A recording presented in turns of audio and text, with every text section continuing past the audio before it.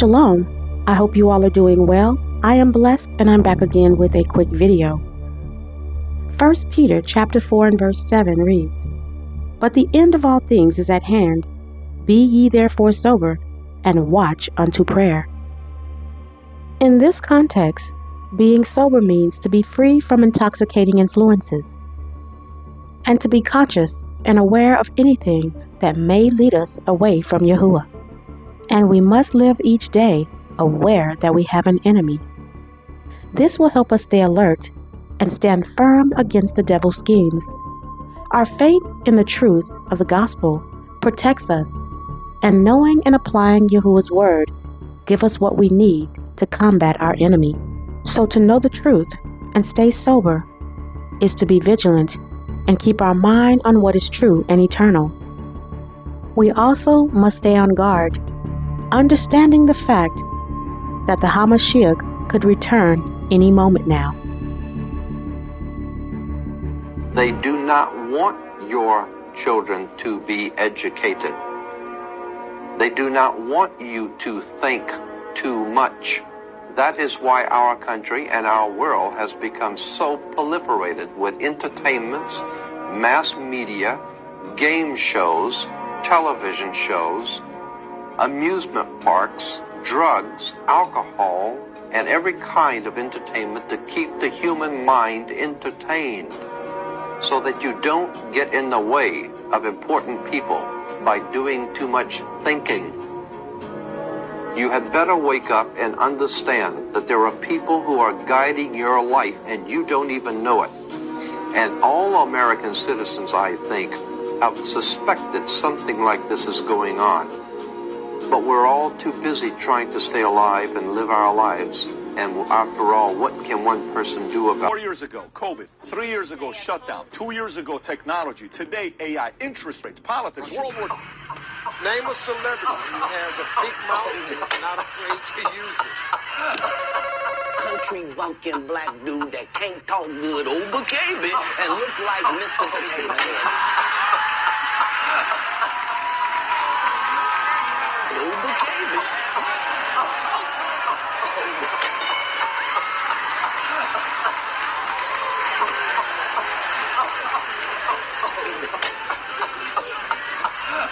You're making us pay for drinks! Things that God gave us for free? Ha! Ha! I'm gonna shop. You will burn in.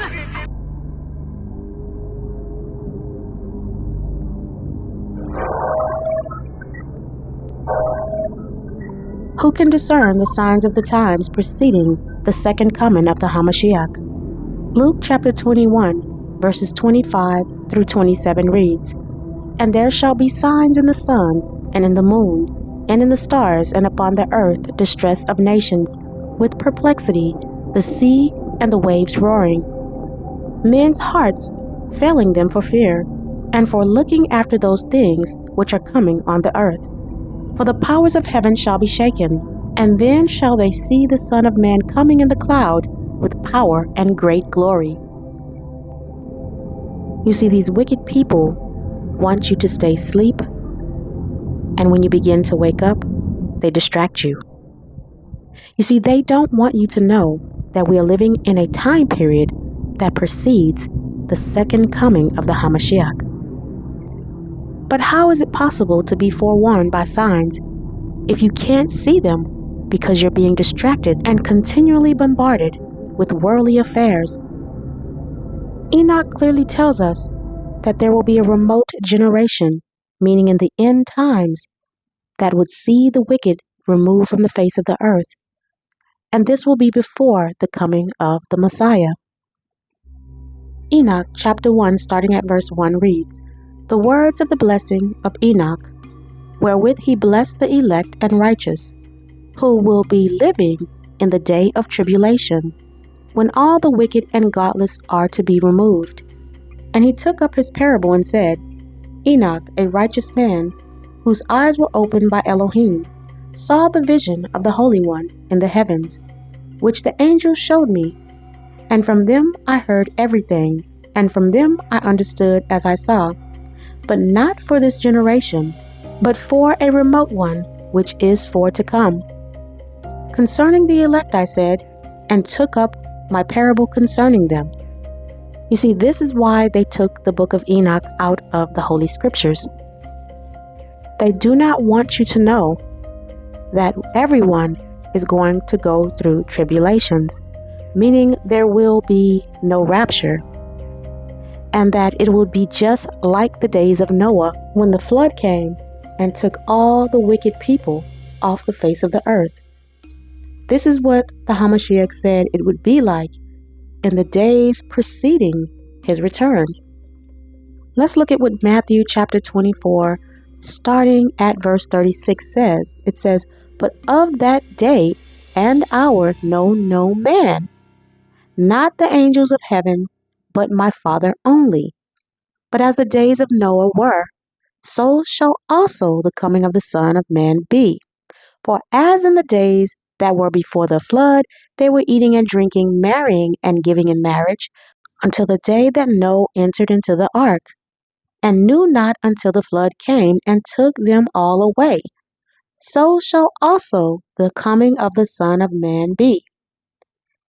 This means that it's going to be unexpected, so we must stay alert. But I want to go back to the book of Enoch and why they took this book out. I want you guys to watch this video clip. I mean, it's very, very clear as to why they took it out. You know, they like to keep the world in la la land, believing things that are fairy tales, because they want the world to believe that they are going to be raptured out of tribulations. Furthermore, they don't want us to know why the Most High sent the flood and destroyed the entire world. Let's look at this real quick before we get to the video clip. In Genesis chapter 6 and 5, it says, "And Yahuwah saw that the wickedness of man was great in the earth, and that every imagination of the thoughts of his heart was only evil continually. And it repented Yahuwah that he had made man on the earth, and it grieved him at his heart. And Yahuwah said, I will destroy man whom I have created from the face of the earth, both man and beast, and the creeping thing, and the fowls of the air, for it repented me that I have made them." Well, you see, the fallen angels had come to the earth, and they had went into the human women here on the earth, and they created their own offspring. So they had the giants, the Nephilim, and the Elioids, which are known as the Neanderthals, and they continued to make their own offspring or hybrid creation. And so the Most High saw that every imagination of man was wicked continually, and he had to destroy his creation. So let's go ahead and take a look at this video clip and why they don't want us to acknowledge the book of Enoch. Why isn't the book of Enoch in the Bible if Enoch is mentioned in the Bible? Enoch is mentioned in the Bible as a marker, an Old Testament marker, if you will. But the book of Enoch, if you've read it, is not scripture. It is history. It is a very, very dark history of something that happened before the great flood. Did you all hear his answer when the young lady asked him, why isn't the book of Enoch in the Bible if Enoch is mentioned in the Bible? He said Enoch is a marker, an Old Testament marker, but as I play the next clip, you'll see that he mentions it in Jude, in which is the so-called New Testament. And when he mentioned Enoch being a marker of the Old Testament, he spoke of it as if the Old Testament no longer exists. And he's contradicting himself, because if he said that Enoch is in the Old Testament, then the Old Testament is in fact part of the scriptures, and so was Enoch. And if you really pay attention, he's not making any sense, because scripture is in fact history, because the flood happening in the beginning of time actually happened, is part of history, and it is in fact scripture. That's just one example of scripture also being our history. Now, if you really want to know, the Bible is the Hebrew Israelites' history book, but it also gives us enlightenment on upcoming prophetic future events. He also mentions that the book of Enoch gives a very dark history of something that happened. Well, what's the something that happened? And given its dark history, is this why you don't want anyone to know that it's part of the divine scriptures? By Jude, who in Jude 6 says, "And the angels which kept not their first estate, but left their own habitation, he hath reserved in everlasting chains under darkness unto the judgment of the great day." Those angels are out of business. Their story can be accessed, but the spiritual gain, that is, a spiritual lesson is gained from studying the fallen angels, is probably best left to the scholars or to someone who has exceptional interests in the old world. So he mentions that the book of Enoch has a very dark history of something that happened, and then he goes on to talk about the angels that fell from heaven. And he said that they're out of business, but their story can still be accessed. And so why does he think the story is there to be accessed? I mean, use your brain. Do you think it's just there for entertainment? Or can it be accessed because the Most High want us to know that we are doing the same thing today that they did in Noah's day when the Most High had to destroy the entire world? And he went on to say that the study and the story of the fallen angels is best left to the Bible scholars.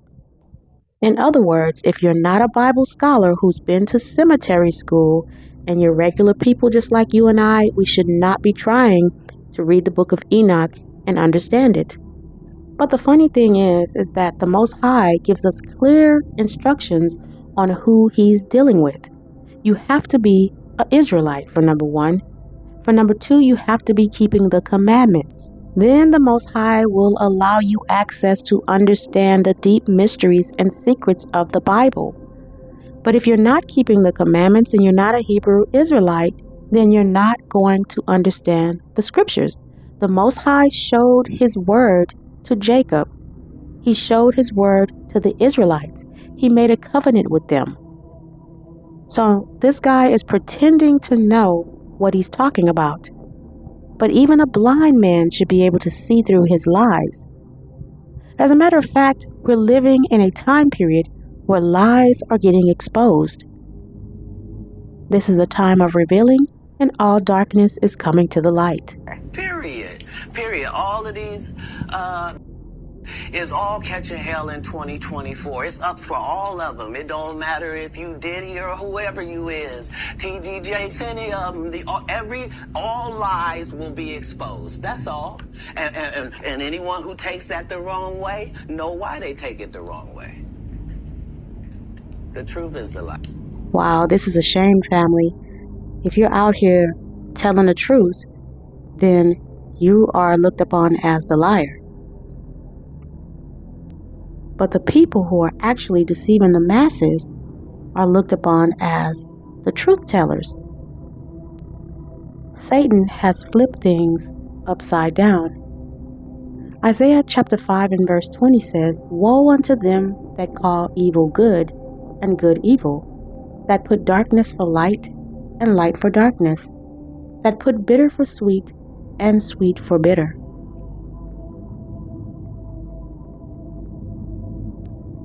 I haven't posted a video in about a month or maybe a little bit over a month, and there's been a lot going on in that amount of time that I kind of don't really have an interest in covering, such as Trump getting, well, he didn't get shot, but the bullet grazing his ear or what have you.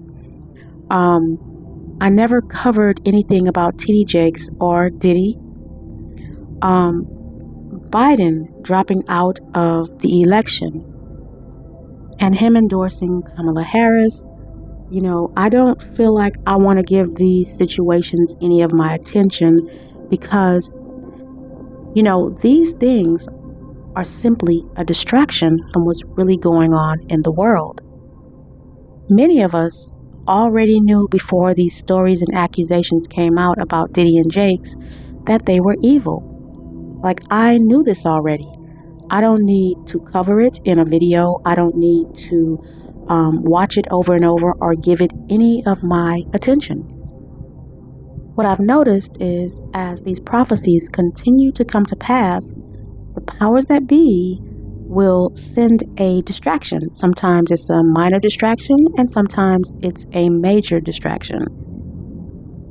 And when we talk about the more major ones, we're talking about the ones like Sonia Massey, the black woman who was recently shot in the head by a deputy. Now, this story is going to attract a lot of attention for a very long time. People are going to be very upset about it. Now, I'm not saying that they shouldn't be, and I'm not saying that the story should not get attention. I'm just saying that I don't believe that all of these situations just happen by chance. You see, the Bible tells us that we're not wrestling with flesh and blood, that these are principalities and powers and rulers of the darkness of this world, and against spiritual wickedness in high places. And you see, the Most High has allowed them to carry out their evil deeds. And believe it or not, He allows them to carry out their evil deeds to bring about His purpose. So there are many distractions going on high levels right now to keep people asleep, and not tuning in to what's really happening in the world. It's the end of time, the period that precedes the second coming of the Hamashiach. Yet people are worried about things that are way above their pay grade. Things like who the Most High should and shouldn't be using, who He can and can't use to bring His prophecies to pass, or to spread His truth. This is something that we need to be very careful with, because He's our creator. We're not His, and we can't dictate who He can and can't use. What people are unknowingly doing is letting us all know that they don't know much about the Most High and what He's done in the scripture.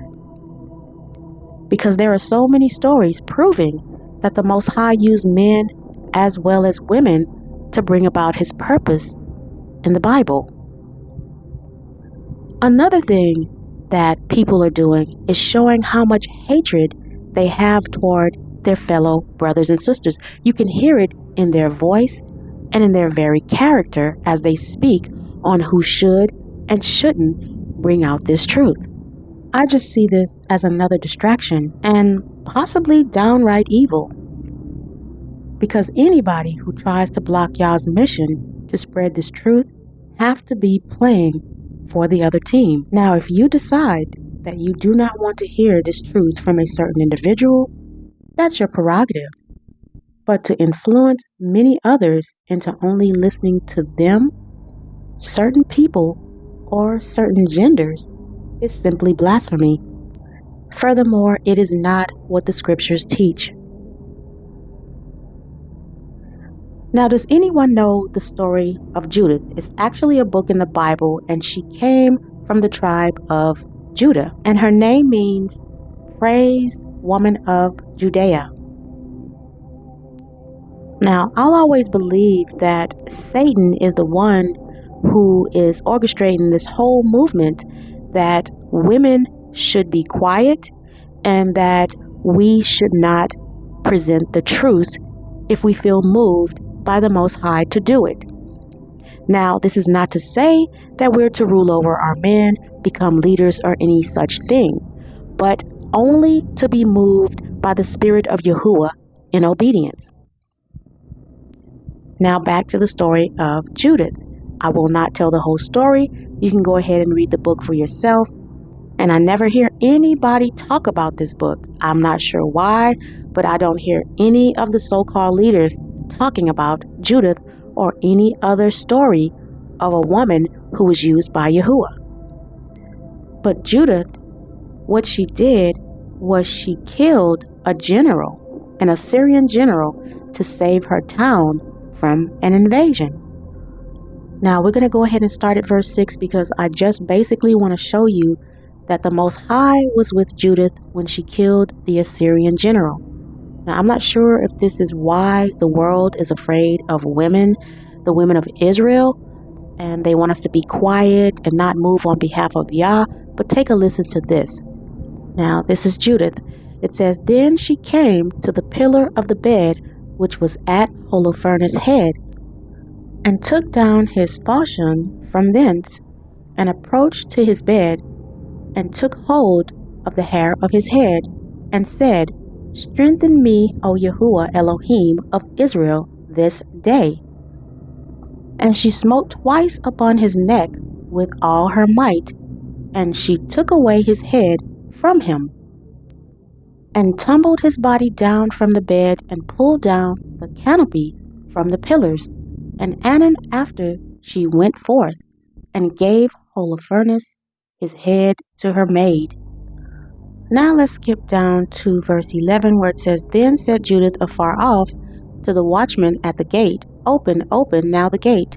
Elohim, even our Elohim, is with us, to show his power yet in Jerusalem, and his forces against the enemy, as he had even done this day."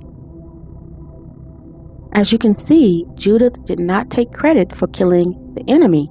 She gave all the credit and the power and the glory to the Most High.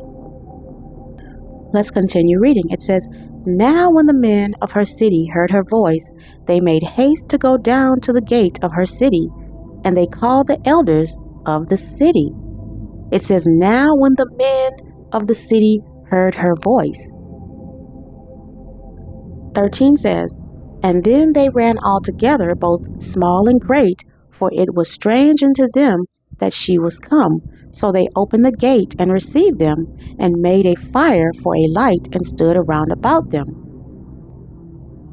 Okay, so verse 14 says, "Then she said to them with a loud voice, Praise, praise Elohim, praise Elohim, I say, for he had not taken away his mercy from the house of Israel, but had destroyed our enemies by my hands this night." She said, "The Most High had destroyed our enemies by my hands this night." Sounds like the Most High used Judith to kill the enemy. Verse 15 goes on to say, "So she took the head out of the bag, and showed it, and said unto them, Behold the head of Holofernes, the chief captain of the army of Ashur, and behold the canopy wherein he did lie in his drunkenness, and Yahuwah had smitten him by the hand of a woman." Yahuwah had smitten him by the hand of a woman. I don't even need to go any further with this because this verse speaks for itself. This entire story speaks for itself. I'm trying to figure out what people think the difference is between the women back then and the women of Israel now, because we are in fact the same people. I just say that our own people need to stop distracting us from all that the Most High have for us. You could be blocking something that the Most High is trying to bring about because you have some type of feelings about the person that the Most High is using to say the same thing that a man could say. I hate to use those words inferior, insecure, or, just threatened by a woman, which I have no idea why. The only thing I can think of is this is in our spirit, that we know that the women of Israel are cut from a different cloth. The only difference between a man and a woman quoting a Bible verse is that the woman is a woman, her gender, and the man is a man, his gender. That's the only difference.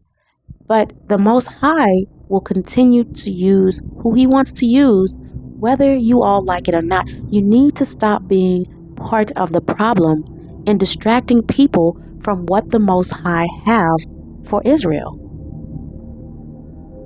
If the men of Israel would have stopped Judith from doing what the Most High had her do, then she would have not saved the city, and the Most High wouldn't have been able to help them overcome and bring down the enemy through the hands of a woman. Either way it go, they won. All these distractions need to stop, no matter where they're coming from. Now, I know that I was not only put here to bring other women to men. That is not my purpose. Some women and men will never be married.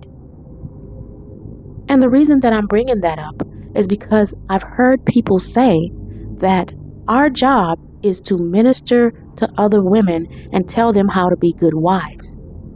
I'm not saying that we shouldn't do that. But I work on behalf of Yahuwah.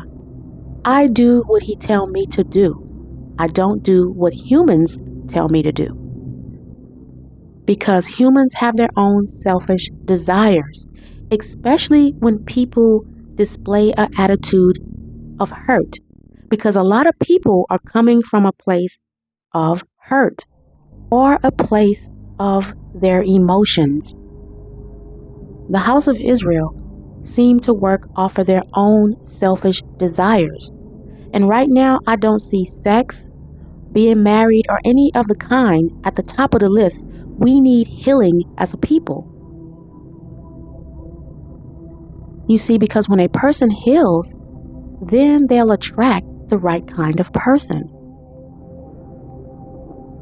As long as we continue to go by our own rules and in our minds think we're right, we're going to fail. And this is the whole reason that the Hamashiach has to return and push the reset button, because nobody seems to know what they're doing.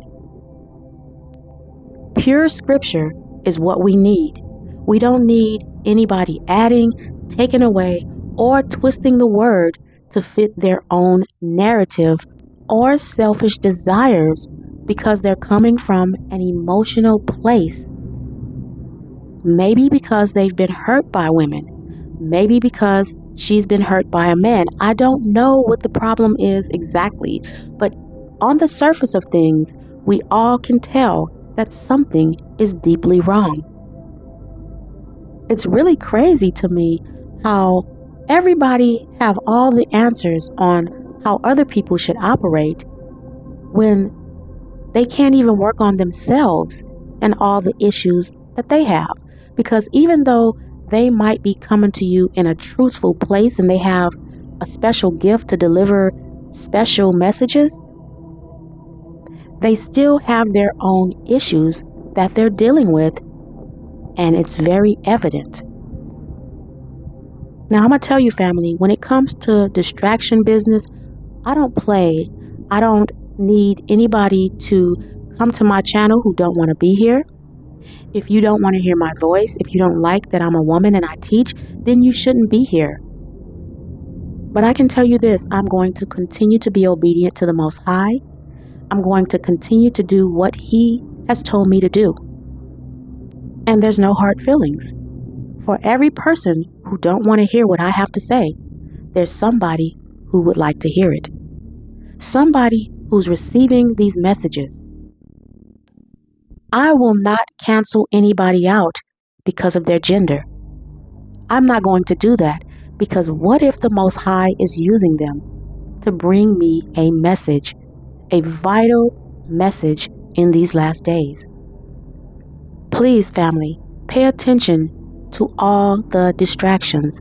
They are meant to deter you from all that Yah have for you.